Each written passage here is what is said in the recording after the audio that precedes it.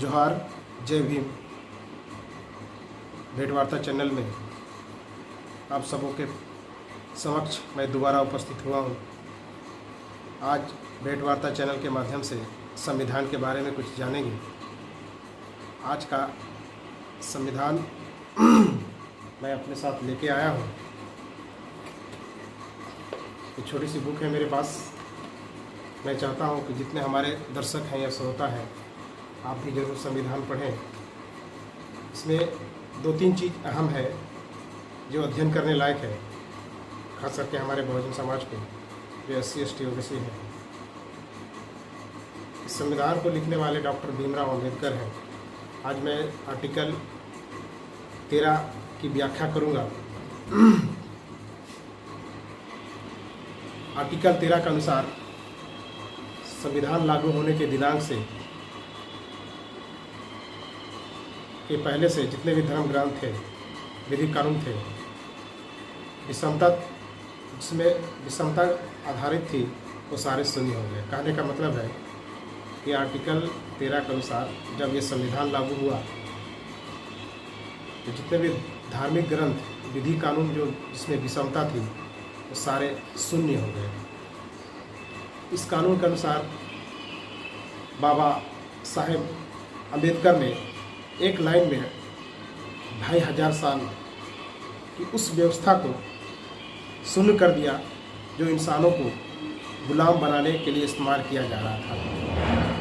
जैसे संविधान लागू होने से पहले भारत में मनुस्मृति लागू थी। आप सभी जानते हैं, हम भी जानते हैं। मैं कोशिश करूंगा कि आपको मनुस्मृति का भी बुक दिखाऊं और उसके बारे में कुछ बताऊं। मनुस्मृति के अनुसार भारत में शूद्र व अतिशूद्र महिलाओं को शिक्षा का अधिकार, संपत्ति का अधिकार नहीं था। मनुस्मृति के अनुसार शूद्रवन को सिर्फ ब्राह्मणों की सेवा के लिए इस्तेमाल किया जाता था। अतिशूद्र लोगों को पानी पीने का अधिकार नहीं था। सोच सकते हैं, इस मनुस्मृति में एक इंसान को पानी पीने का हक तक छीन लिया था। ये बड़ी दुख की बात है, इसे हमें जानना चाहिए। यह विषमतावादी कानून इतनी कठोरता से लागू थी जिसे पढ़कर बाबा भीमराव अंबेडकर का हृदय कांप उठा था। बाबा साहेब ने इस मनुस्मृति के कानून का अध्ययन किया तो पाया कि भारत की महिलाओं में दोहरी गुलामी है।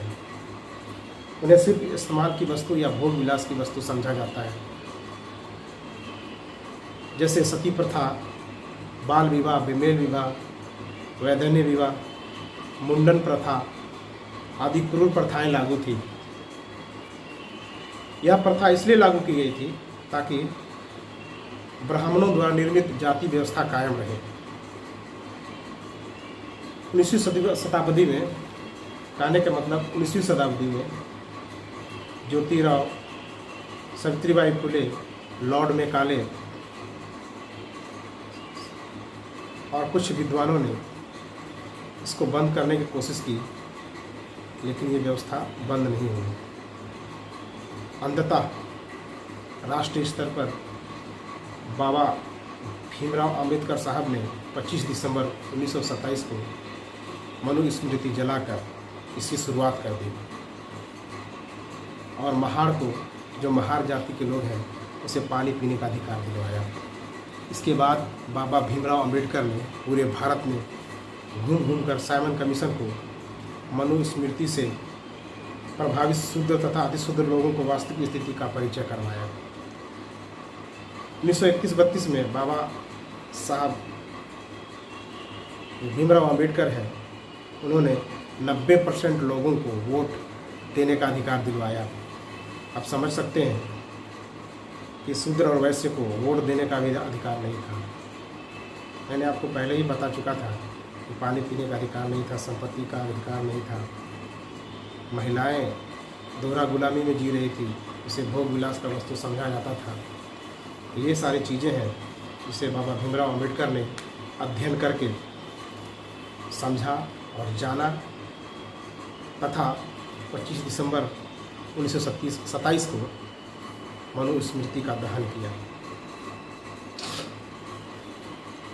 20वीं शताब्दी में 2019 से 20 एक पिक्चर रिलीज हुई थी जिसे आर्टिकल 15 के नाम से जाना जाता है। उस पर ब्राह्मणों ने काफ़ी विरोध किया। फिर भी जो सच्चाई है। जब संविधान लिखने की बात आई, बाबा भीमराव अम्बेडकर तमाम शक्तियाँ, कानून और धर्म ग्रंथ को, जो इंसान को इंसान नहीं मानते हैं, बाद एक लाइन में घोषित कर दिया। इसी संविधान में बाबा साहब ने SC ST OBC को अधिकार दिलवाया। धर्म परिवर्तित माइनॉरिटी के लिए 69 आर्टिकल लिखकर इन्हें अलग से क्षेत्र में कुछ विशेष अधिकार दिए। इन्हें 69 आर्टिकल की वजह से हमें मिले अधिकार ही इन ब्राह्मणवादियों को बर्दाश्त नहीं होता है। इसे ख़त्म करवाने की कोशिश करते हैं, रात दिन को डंडा चलाते हैं। धर्म भरम पाखंड जो यूरेशिया से आए हैं, ये वैज्ञानिक भी सिद्ध कर चुका है कि SC ST OBC ही इस देश के मूलवासी हैं। इसे हमें समझना चाहिए। जो बाबा भीमराव अम्बेडकर ने हमें दे के गया है, इसका संरक्षण जरूरी है।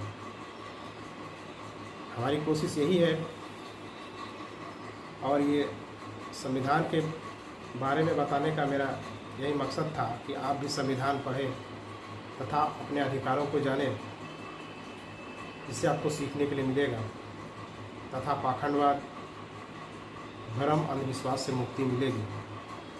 जो भीमराव अम्बेडकर ने करके गया है। 14 अप्रैल को भीमराव अम्बेडकर की जयंती है। आप सभी से कोशिश और यही आग्रह है कि आप भीमराव अम्बेडकर का, जो गरीब दलितों के मसीहा है, उसका जन्मदिन आप अवश्य मनाएं। बाबा भीमराव अम्बेडकर की वजह से आज हम जिस स्टेज पे खड़े हैं या बोलने की हमें शक्ति मिली है, हम बोल पा रहे हैं। शिक्षा का अधिकार हो, संपत्ति का अधिकार हो या नौकरी कर रहे हो, उसी की बदौलत है।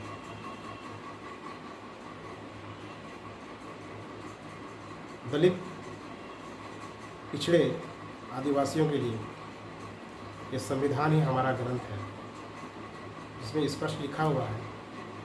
इस संविधान में 394 अनुच्छेद और 12 अनुसूची है।